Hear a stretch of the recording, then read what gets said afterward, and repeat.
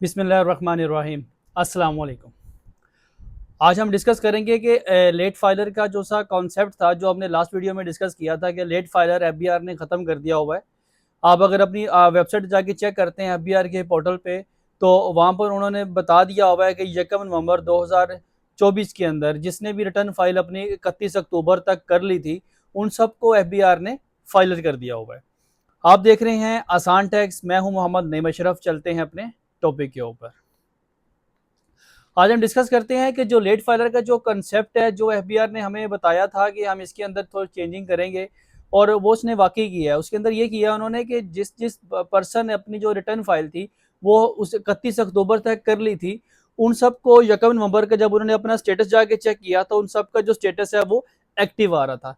किसी के स्टेटस के साथ लेट का वर्ड नहीं आ रहा, क्योंकि एफबीआर ने कहा था, जो इसका एसआरओ आया हुआ था, उसने कहा हुआ था कि जो पर्सन अपनी रिटर्न फाइल कर लेगा टाइमली बेसिस के ऊपर, क्योंकि डेट एक्सटेंड नहीं हुई है 31 अक्टूबर के बाद, डेट एफबीआर ने एक्सटेंड नहीं की है। इसलिए 1 नवंबर को आप जाके देखेंगे तो 1 नवंबर का वहाँ पे लिखा हुआ है, वहाँ पे लिखा हुआ है एक्टिव टैक्स पेयर लिस्ट।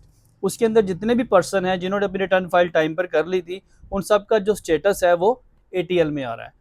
अब इसके अंदर डिफरेंस क्या आ रहा है, पहले क्या होता था और अब क्या होता है, उसके ऊपर थोड़ी सा हम जरा डीपली जरा चेक कर लें इसको।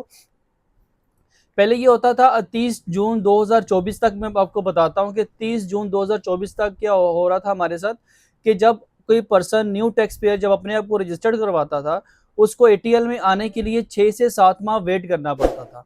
और उसके लिए उसको क्या करना पड़ता था, सबसे पहले तो अपनी जो 2023 की रिटर्न फाइल करनी पड़ती थी, और उसके बाद 2024 की रिटर्न फाइल करनी पड़ती थी, और साथ 1000 का चलान पे करना पड़ता था, ठीक है, ताकि वो एक्टिव टैक्स पेयर लिस्ट में आ जाए। लेकिन अगर कोई पर्सन 2023 की टैक्स रिटर्न फाइल नहीं कर रहा और वो सीधा 2024 की रिटर्न फाइल कर रहा है, वो कह रहा है जी मैंने 2023 की रिटर्न फाइल नहीं करनी है, मैंने सिर्फ 2024 की रिटर्न फाइल करनी है, ठीक है, तो उसके लिए अगर ये वाला एसआरओ ना आता, तो उसके लिए वो एक्टिव टैक्स पे लिस्ट के अंदर कब आता, उसने तब आना था कि जब उसने 2024 की रिटर्न फाइल कर ली, जो कि हमारी 31 अक्टूबर 2024 लास्ट डेट थी।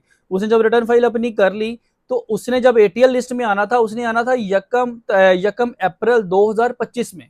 उसने यानी 6 से 7 माह वेट करना था, जब एटीएल की लिस्ट अपडेट होनी थी तब जाके उसने एटीएल की लिस्ट में आना था, ठीक है। एफबीआई ने ये अच्छा काम किया है कि अब उसकी जो लिस्ट है वो हर 24 आवर्स के बाद अपडेट होती रहेगी, जिससे लोगों को फायदा ये होगा कि वो एक्टिव टैक्स पेयर लिस्ट में ऐड हो जाएंगे। ये छोटी सी इन्फॉर्मेशन थी, इसलिए आपसे डिस्कस किया कि क्योंकि 1 नवंबर के अंदर एफबीआई ने अपने पोर्टल के ऊपर अपनी लिस्ट को अपडेट किया है। अब बैंक के अंदर जो लिस्ट है वो एवरी मंडे को अपडेट होती थी, अब मे भी बैंक भी जो सा है वो इसको डेली बेसिस के ऊपर अपडेट करना शुरू कर दें, क्योंकि जब आप फाइलर हो जाएंगे तो आपको इसमें फ़ायदा भी काफ़ी ज़्यादा होगा। जिनका अकाउंट सेविंग है उनको जो प्रॉफिट वगैरह आता है, तो बैंक उसके ऊपर जो 15% की जगह 35% काट रहा है, वो तब भी इसको ठीक करेगा जब आप बैंक के पास भी वो लिस्ट अपडेट होगी। अगर बैंक किसी वजह से लिस्ट अपडेट नहीं कर रहा, तो आप बैंक से खुद कॉन्टैक्ट करें, बैंक को बताएं कि आपका जो नाम है वो एटीएल लिस्ट में आ चुका है, ठीक है। इस तरह की इन्फॉर्मेटिव वीडियो आपसे डिस्कस करते रहेंगे। अगर इससे कोई रिलेटेड कोई क्वेश्चन है, कोई सजेशन है, तो आप कमेंट बॉक्स में लाजमी बताइएगा। नई वीडियो तक इजाज़त दें, दोबारा फिर हाजिर होंगे। अल्लाह हाफिज़।